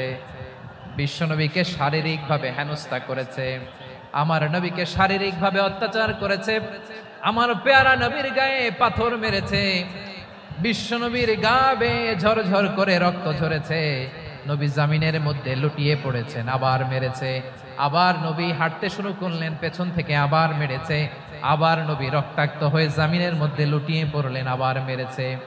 বিশ্বনবীর মতো এত সুশ্রী মানব, বিশ্বনবীর মতো এত শুভ্র মানব, বিশ্বনবীর মতো এমন চমৎকার দেহাবয়ব দিয়ে রব্বুল আলামিন কাউকে বানান নাই। এরকম চমৎকার মানুষটাকে তারা তায়েফের ওই জমিনে রক্তাক্ত করেছে। বিশ্বনবী দুনিয়ার কোনো স্বার্থের জন্য সেখানে যান নাই, নিজের কোনো লাভের জন্য, প্রাপ্তির জন্য যান নাই, তায়েফবাসীদের জাহান্নামের আগুন থেকে বাঁচাতে গিয়েছেন। ঠিক কিনা বলেন? খেয়ে না খেয়ে দিন প্রচারের কাজে নিজেকে দিয়েছ বিলিয়ে, তায়েফের কাফিরেরা চিনল না সে আলো, দুষ্ট ছেলেদের পিছু দিল লেলিয়ে, পাথরের আঘাতে ক্ষত বিক্ষত হয়ে সারা শরীর থেকে রক্ত ঝরে। হে রাসূল তোমাকে ভুলি আমি কেমন করে, হে রাসূল তোমাকে ভুলি আমি কেমন করে। পারেন না আপনারা? ধরুন আমার সাথে। হাজার ব্যথা বেদনার পরে ফিরে আসনি তুমি আপন ঘরে, দিনের আলো তুমি ছড়িয়ে দিতে, চলে গেলে মদিনায় মক্কা ছেড়ে। হে রাসূল তোমাকে ভুলি আমি কেমন করে, হে রাসূল তোমাকে ভুলি আমি কেমন করে। ঠিক কিনা বলে? প্রিয় ভাইরা, তায়েফের ছেলেরা নবীকে রক্তাক্ত করলো। আমার নবী কই যাবে? কই যাবে? মক্কায় জায়গা নাই, তায়েফে জায়গা নাই। তায়েফ থেকে ভারাক্রান্ত মন নিয়ে আমার নবী মক্কায় ফিরে আসলেন। বিশ্ব নবী মক্কায় ঢুকতে পারেন না। মক্কার মরুভূমির দিকে তাকিয়ে, উপত্যকার দিকে তাকিয়ে বিশ্বনবী ধা ধা করে কাঁদেন, ঝরঝর করে নবীর চেহারা মোবারক থেকে চোখের পানিগুলো বেয়ে বেয়ে পড়ে। আমার জন্মস্থান, আমার শৈশব, কৈশোর, যৌবন কেটেছে এই মক্কায়, আমার এলাকায় আমি ঢুকতে পারি না। বিশ্বনবী মক্কার অনতি দূরে দাঁড়িয়ে জায়েদকে পাঠালেন, জায়েদ যাও দেখো কেউ আমাকে সাপোর্ট করার মতো আছে কিনা, যাও অমুকের কাছে যাও। জায়েদ গেলেন, তারাও প্রত্যাখ্যান করে ফিরিয়ে দেয়। বিশ্বনবী বললেন যাও অমুক লোকের কাছে যাও, তিনিও প্রত্যাখ্যান করে ফিরিয়ে দিলেন। কেউ বিশ্বনবীকে আশ্রয় দিতে রাজি হয় না। বিতাড়িত বিশ্বনবী সর্বশেষ বিশ্বনবী বললেন যাও মুতঈম ইবনে আদির ঘরে যাও। মুতঈম ইবনে আদি মুশরিক, তার কাছে যাও। গেলেন, মুতঈম ইবনে আদি রাজি হয়ে গেলেন। সুবহানাল্লাহ। দেখেন অনেক বিপদের সময়ও আমি নিজে সাক্ষী, সামাজিক ভাবে, রাজনৈতিক ভাবে কত ঝঞ্ঝা, কত ষড়যন্ত্র, কত কনস্পাইরেসি পাড়ি দিয়ে আমাদেরকে সামনে এগিয়ে যেতে হয়। এই শত্রুদের ভেতরেও একজনকে দাঁড় করিয়ে দেয় যে আল্লাহর কোরআনের জন্য রেডি হয়ে যায়। করেন সুবহানাল্লাহ। মুতঈম ইবনে আদি, আল্লাহ তার মনকে নরম করে দিলেন। মুতঈম বলে মুহাম্মদ আমি তোমাকে আশ্রয় দিব। তার দুই ছেলেকে পাঠালেন, যাও খোলা তলোয়ার নিয়ে, স্কট দিয়ে, গার্ড অফ অনার দিয়ে মুহাম্মদকে মক্কায় ঢুকাও আর বলো আমি আমান দেব। আমান কি দিব? আমান মানে সিকিউরিটি, নিরাপত্তা। সিকিউরিটি ছাড়া, আমান দেওয়া ছাড়া কেউ থাকতে পারতো না মক্কায়। দুই ছেলে বিষ্ণু ঈসা ইসলামকে নিয়ে আসলো। নবী কাবার চারদিকে তাওয়াফ করলেন, নামাজ পড়লেন। আবু জাহেল, উতবা, শাইবা, ওয়ালিদ ইবনে মুগীরা সবাই দেখে, কেউ কিছু করতে পারে না। কারণ মুতঈম ইবনে আদি ঘোষণা দিয়েছেন আমি মুহাম্মদকে আমান দিয়েছি, মুহাম্মদের গায়ে যেন কেউ স্পর্শ না করে। আওয়াজ করে পড়েন সুবহানাল্লাহ। নবীর এই বিপদ কালে মুহূর্তে মুতঈমের হৃদয়টারে নরম করে দিল কে? আচ্ছা লালমনিরহাটের ভাইয়েরা বলেন, এই মুতঈম কি মুসলিম ছিল না মুশরিক? সবাই বলতে হবে মুসলিম না মুশরিক। তাহলে মুশরিকের কাছ থেকে নবী পলিটিক্যাল অ্যাসাইলাম, আধুনিক রাষ্ট্রবিজ্ঞানের ভাষায় পলিটিক্যাল অ্যাসাইলাম, যেটাকে বলে রাজনৈতিক আশ্রয়, ওনার আমান বা নিরাপত্তার এই ঘোষণায় তিনি মক্কায় ঢুকলেন। যতদিন নিরাপত্তা ছিলেন। মুতিম যখন মারা গেল, বিষ্ণু ইসলাম হিজরত করে মদিনায় চলে গেলেন, সুবহানাল্লাহ। কিন্তু মুতিম যে বিশ্বনবীর উপকার করছে এটা বিশ্বনবী ভুলে নাই। আমাদের অনেকে আছে উপকার করার পরে আর খেয়াল থাকে না, খাওয়ার পরে গলা দিয়ে নামলে আর খেয়াল থাকে না, এরকম আছে না নাই? আমার নবী ভুলে নাই। বদরের প্রান্তরে 70 জন কাফেরকে যখন বন্দী করে বিশ্বনবীর সামনে হাঁটু গেড়ে দাঁড় করানো হলো, বসানো হলো, 70 জন কাফের। কয়জন? বিশ্বনবী তাদের দিকে তাকিয়ে বললেন, সহিহ বুখারীর বর্ণনা, লাউ কানাল মুতঈম ইবনে আদি হাইয়ান সুম্মা কাল্লামানি হাউলা ইন্নাতনা লা তারাকতুহুম লাহু। বদরের প্রান্তরে 70 জন বন্দী কাফিরের দিকে তাকিয়ে আমার নবী বললেন, আজকে মুতঈম ইবনে আদি যদি বেঁচে থাকতো আর তোমাদের 70 জনের ব্যাপারে যদি মুতঈম এক বাক্যে একটা সুপারিশ করত, তার সম্মানে আজকে তোদের সবাইকে আমি মাফ করে দিতাম। সুবহানাল্লাহ নাই? ওই যে চিল্লাচিল্লি যে কথা বুঝে নাই, কোন জিনিস মিস করছে ওরা নিজেরাও বুঝে নাই। বিশ্বনবী মুতঈমের এই সাহায্যের কথা বলে নাই। 70 জন মুশরিক হাঁটু গেড়ে বসা, নবী চাইলে এখনই এক্সিকিউশন অর্ডার দিতে পারে। তিনি বললেন, আজকে যদি মুতঈম বেঁচে থাকতো আর মুতঈম যদি তোদের জন্য সুপারিশ করতে, এই আবর্জনাগুলোর ব্যাপারে সুপারিশ করতে, আমি মুহূর্তেই তোদেরকে এমনি মাফ করে দিতাম। এবার বলেন, ইসলাম কি ন্যারো মাইন্ডেড না ব্রড মাইন্ডেড? শুধু তাই নয়, যাকে যে সম্মান দেয়ার আমার নবী দিতেন, হোক আস্তিক হোক নাস্তিক, হোক মুসলিম হোক অমুসলিম। বিষ্ণু ইসলাম যখন রোমান সম্রাটের কাছে চিঠি লিখেছেন, আমার প্রিয় লালমনিরহাটের ভাইরা, অল্প কয়েক মিনিট কয়েকটা জরুরি কথা বলবো, এদিকে তাকান, এদিকে তাকান। রোমান সম্রাটের কাছে বিশ্বনবী যখন চিঠি লিখলেন মিন মুহাম্মদ রাসূলিল্লাহ ইলা হিরাকলা আযীমির রোম, মুহাম্মদের পক্ষ থেকে হিরাক্লিয়াসের কাছে, যিনি হচ্ছেন আযীমির রোম। এটা নবী নিজ থেকে বানায় লিখছেন, অতিরিক্ত সম্মান দিয়ে। কোন রাষ্ট্রপ্রধান যখন আসে তাদেরকে আমরা কি বলি জানেন? তার নামের শেষে HE এটা লিখতে হয়, H.E. মানে হিজ এক্সেলেন্সি। কি লেখে? হিজ এক্সেলেন্টি, অথবা ইউর হাইনেস, ইউর ম্যাজেস্টি। দেখেন, বিশ্বনবী সাল্লাল্লাহু আলাইহি ওয়াসাল্লাম সব নবীদেরও নবী, তিনি একজন মুশরিক খ্রিস্টান সম্রাট রোমান সম্রাটের কাছে চিঠি লিখতে যায়, লিখতেছে ইলা হিরাকলা আযীমির রোম, হিরাক্লিয়াসের কাছে আমার চিঠি, যিনি রোমের আযীম, হিজ হাইনেস, মানে রোমের অনেক সম্মানিত এক বাহাদুর। আওয়াজ করে বলেন সুবহানাল্লাহ। তার মানে যাকে যে সম্মান দেয়ার এটা বিশ্বনবী দিতেন। এমনকি যেই ইহুদিরা ভালো ছিল, এই ইহুদিদেরও প্রশংসা করেছেন বিশ্বনবী মুহাম্মদুর রাসূলুল্লাহ সাল্লাল্লাহু আলাইহি ওয়াসাল্লাম। এক ইহুদির প্রশংসা করেছেন বিশ্বনবী। ইহুদির কার? আমি তো আমার ভাইয়ের প্রশংসা করি না, আমি তো এক আলেম আরেক আলেমরে স্পেস দেই না, আমি তো এক দায়ী আরেক দায়ীর সাথে বসতে চাই না।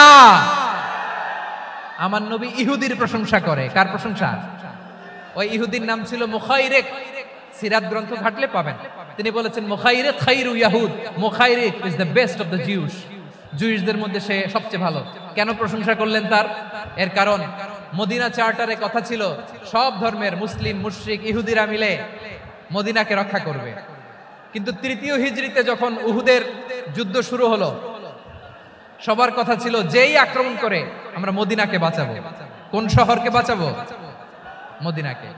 কিন্তু কুরাইশরা যখন অ্যাটাক করলো, ইহুদিরা আর আসে না,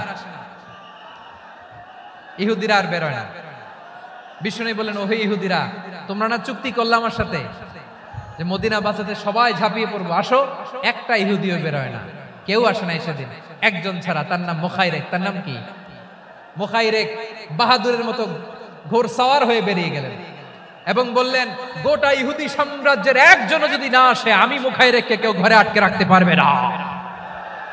বেরিয়ে আসলেন, এসে বললেন, আমি মুহাম্মদের পক্ষে যুদ্ধ করব। আমি মারা গেলে আমার সম্পদ আমার উত্তরাধিকারীরা পাবে না, আমার সম্পদ তোমরা মুহাম্মদকে দিয়ে দিবা। সুবহানাল্লাহ বলেন।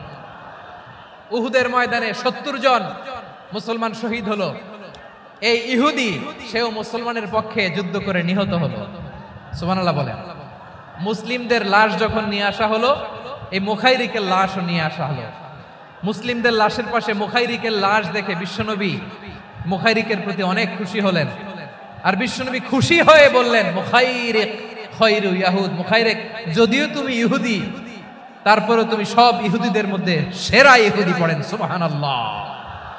আমার নবী ইহুদিকেও সম্মান দিতে কার্পণ্য করে নাই। আওয়াজ করে বলেন আল্লাহু আকবার।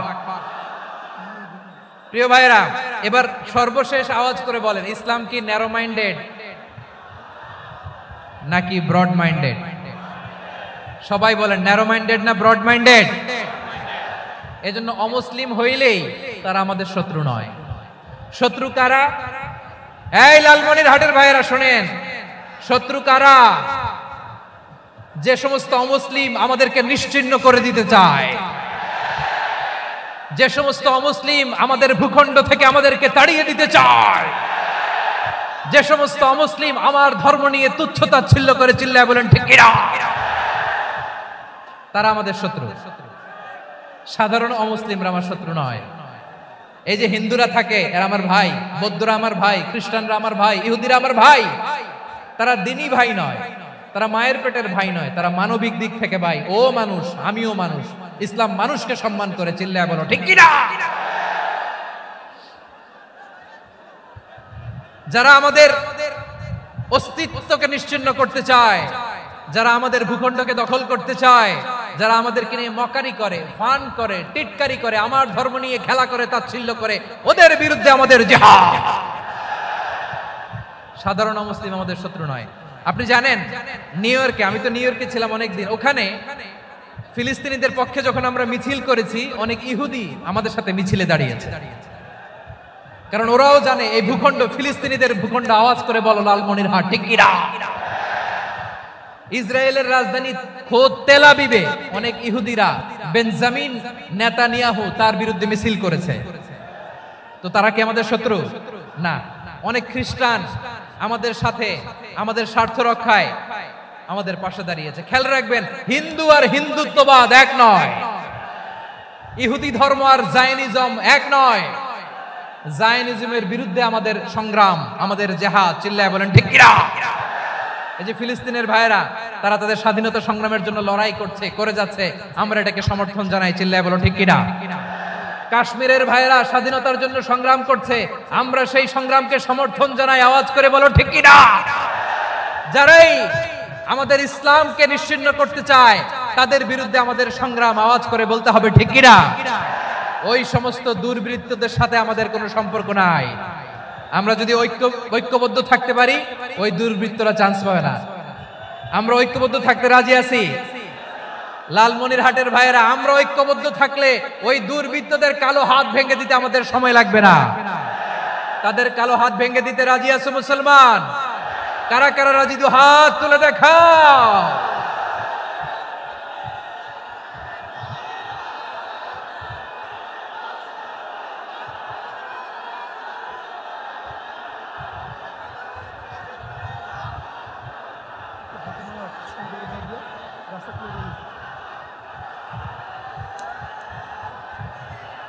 আমার প্রাণ প্রিয় লালমনিরহাটের ভাইয়েরা, শত্রু কাফের আর অশত্রু কাফেরের মধ্যে পার্থক্য আছে না নাই? আবু তালেব মুশরিক, আবু জাহেল মুশরিক, কিন্তু দুই মুশরিকে পার্থক্য আছে না নাই? আবু তালেব নবীর চাচা, মুশরিক, মারা গিয়েছে মুশরিক অবস্থায়, কিন্তু আজীবন আমার নবীকে আগলে রেখেছে, আমার নবীকে সাপোর্ট করেছে, ভালোবেসেছে। আবু জাহেল মুশরিক, মারা গিয়েছে মুশরিক হিসেবে, আজীবন আমার নবীর বিরুদ্ধাচারণ করেছে। আবু জাহেলের শক্তি, সামর্থ্য, স্ট্র্যাটেজি, প্ল্যান সব আমার নবীর বিরুদ্ধে ছিল। আবু জাহেলের কারণে একটা দিন শান্তিতে আমার নবী মক্কায় ঘুমাতে পারে নাই, চিল্লায় বলেন ঠিক কিনা। এজন্য রব্বুল আলামিন বলেন, লা ইয়ানহাকুমুল্লাহু আনিল্লাযীনা লাম ইউকাতিলুকুম ফিদ-দীনি ওয়া লাম ইখরিজুকুম মিন দিয়ারিকুম আন তাবাররুহুম ওয়া তুকসিতু ইলাইহিম ইন্নাল্লাহা ইউহিব্বুল মুকসিতিন।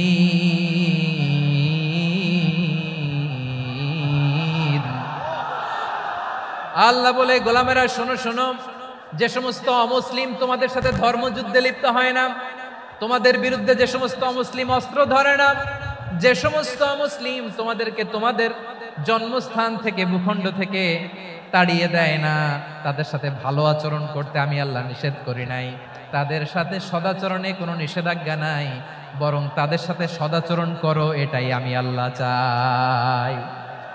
তাহলে আমার যে অমুসলিমরা আমাদের সাথে শত্রুতা করে না, তুচ্ছতাচ্ছিল্য করে না, আমাদের ভূমি থেকে আমাদেরকে উচ্ছেদ করতে চায় না, আমাদের বিরুদ্ধে অস্ত্র ধরে না, ওই অমুসলিম ভাইদের সাথে আমাদের কোনো দ্বন্দ্ব আছে? কোনো বিরোধ আছে? বরং আছে ভালোবাসা। বরং আছে কি? এই ভালোবাসা দিয়ে আমরা বিশ্ব জয় করব। রাজি আছো মুসলমান? আমাদের পুঁজি ভালোবাসা। আমাদের পুঁজি কি? এবার আওয়াজ করে বলেন, আমার এই পুরো আলোচনা থেকে the religious coexistence, peaceful coexistence, শান্তিপূর্ণ সহাবস্থান, কমিউনাল হারমোনি, এই সাম্প্রদায়িক সম্প্রীতি, এই আলোচনা থেকে কি বুঝলেন? ইসলাম কি ন্যারো মাইন্ডেড না ব্রড মাইন্ডেড? এই ব্রড মাইন্ডেড হৃদয় নিয়ে, ভালোবাসা দিয়ে আমরা বিশ্ব জয় করতে চাই। রাজি আছেন? আল্লাহ কবুল করুক। আমরা সবাই পড়ি আমিন। লালমনিরহাটের জেলা স্টেডিয়ামে আমার প্রিয় মায়েরা, বোনেরা, আপনাদের জন্য একটা হাদিস বলে শেষ করব। বিশ্বনবী বলেন, আমার মায়েরা খেয়াল করে শুনুন, বিশ্বনবী আপনাদের উদ্দেশ্য করে বলেন, আল মারআতু ইযা সাল্লাত খামসাহা ওয়া সামাত শাহরাহা হাফিজাত ফুরুজাহা আতাআত বা'লাহা ফালতাদখুল মিন আইয়ি আবওয়াবিল জান্নাতি শাআত। বিশ্বনবী বলেন, ও রমণীরা, ও নারীরা, যে সমস্ত নারী এই চারটা কাজ করবে, এই চারটা কাজের গ্যারান্টি দিবে, তাদেরকে জান্নাতের 8টা দরজার গ্যারান্টি দেয়া হবে। কি চারটা কাজ? 1 নাম্বার, আল মারআতু ইযা সাল্লাত খামসাহা, যে নারী 5 ওয়াক্ত নামাজ পড়ে। কি করে? জেলা স্টেডিয়ামে অবস্থানরত আমার নারীরা, বোনেরা, বিশ্বনবী আপনাদেরকে 4টা কাজের কথা বলেছেন, খুব বেশি না। 4টা করলে 8 জান্নাতের দরজা সব খোলা। কোনটা দিয়ে যাবেন? যেটা দিয়ে মনে চায়। 1 নাম্বার 5 ওয়াক্ত নামাজ। আমার বোনেরা জোহরের নামাজ পড়তে পড়তে এটা আসরে নিয়ে যায়, আসর পড়তে পড়তে এটা মাগরিবে নিয়ে যায়। এরকম আছে না নাই? লালমনিরহাটে হয়তো নাই। আমার বোনেরা এটা করবেন না। ইন্নাস সালাতা কানাত আলাল মুমিনিনা কিতাবাম মাওকুতা, সময় মতো পড়বেন। সামাত শাহরা, রমাদানের রোজাগুলো রাখবেন। হাফিজাত ফুরুজাহা, যে নারী তার চরিত্রকে হেফাজত করে, তার প্রাইভেট হেফাজত করে, তার লজ্জাস্থান হেফাজত করে। ও মায়েরা, আপনার এই গর্ভ যে কত দামি আপনি জানেন না। আপনার এই গর্ভ থেকে জন্মাবে আগামীর সালাহুদ্দিন আল আইয়ুবী। আপনার গর্ভ থেকেই জন্মাবে ইমাম আল মাহদি আল মুনতাদা। আপনার পেট থেকে জন্মাবে আবু সাইদের মতো বীর সৈনিক। আপনার পেট থেকে জন্মাবে মুগ্ধের মতো বীর মুজাহিদ। আপনি জানেন না কে আসবে আপনার পেট থেকে। সময়টাকে কাজে লাগান, ইসলামকে বুঝেন, মানেন, আমাদের ইসলামিক লেকচারগুলো শোনেন। আমরা যে বার্তাগুলো, ইনস্ট্রাকশনগুলো, দিক নির্দেশনাগুলো আপনাদের খেদমতে রাখি, এগুলো মেনে চলুন। আপনিই পারেন আপনার ঘরটাকে জান্নাতের টুকরা বানাতে। একটা family, it's a very big institution and you are the MD, the managing director of this institution. চিল্লায় বলেন ঠিক কিনা? চাইলেই পারেন ঘরটারে জান্নাতের টুকরা বানাতে। 5 ওয়াক্ত সালাত, রমাদানের রোজা, নিজের চরিত্রের হেফাজত, ও আতাআত বা'লাহা, স্বামীর আনুগত্য। এটাতে অনেকে ভুল করে থাকে। হায় রে আমার বোনেরা, স্বামীর আনুগত্যকে এটা নিজের অপমান মনে করবেন না। আপনার স্বামী আপনার সবচেয়ে বড় গার্ডিয়ান, তিনি আপনার সবচেয়ে ভালো চায়। নারী কখনো গার্ডিয়ানশিপের বাইরে থাকতে পারে না। হয় আপনি বাবার গার্ডিয়ানশিপের ভেতরে, বাপ না থাকলে ভাই আপনার গার্ডিয়ান, ভাই না থাকলে চাচা গার্ডিয়ান, বিয়ের পরে আপনার স্বামী আপনার গার্ডিয়ান। শরিয়া সম্মত স্বামীর আদেশগুলো আপনি মেনে চলবেন, কিন্তু শরিয়া বিরুদ্ধ কোনো আদেশ মানতে আপনি বাধ্য নয়। আওয়াজ করে বলুন সবাই ঠিক কিনা? এই 4টা কাজ যদি কোন নারী করে, বিশ্বনবী বলেন জান্নাতের 8টা দরজা খোলা। তোমার যেটা দিয়ে মনে চায় সেটা দিয়ে জান্নাতে তুমি এন্ট্রি নিতে পারবা। আমরা এখানে লালমনিরহাটের সোহরাওয়ার্দী ময়দানে আজকে যেমন একত্রিত হতে পারলাম, আল্লাহর জান্নাতেও যেন একত্রিত হতে পারে। আল্লাহ তুমি তৌফিক দান করো। আল্লাহ আমার এই কলিজার টুকরা যুবক ভাইদেরকে তুমি ওমরে ফারুকের মতো কবুল করো। জেলা স্টেডিয়ামে অবস্থানরত আমার মা বোনদেরকে তুমি ফাতেমার মতো, খাদিজার মতো কবুল করো। আমাদের কলিজার টুকরা সন্তানদেরকে তুমি সালাহুদ্দিন আল আইয়ুবীর মতো কবুল করো। এই যে ইসলামিক সোসাইটি লালমনিরহাটকে আল্লাহ তুমি কবুল করো। আল্লাহ যে কথাগুলো বললাম এগুলো প্রথমে আমাকে আমার সব ভাইদেরকে আমল করার তৌফিক দান করো।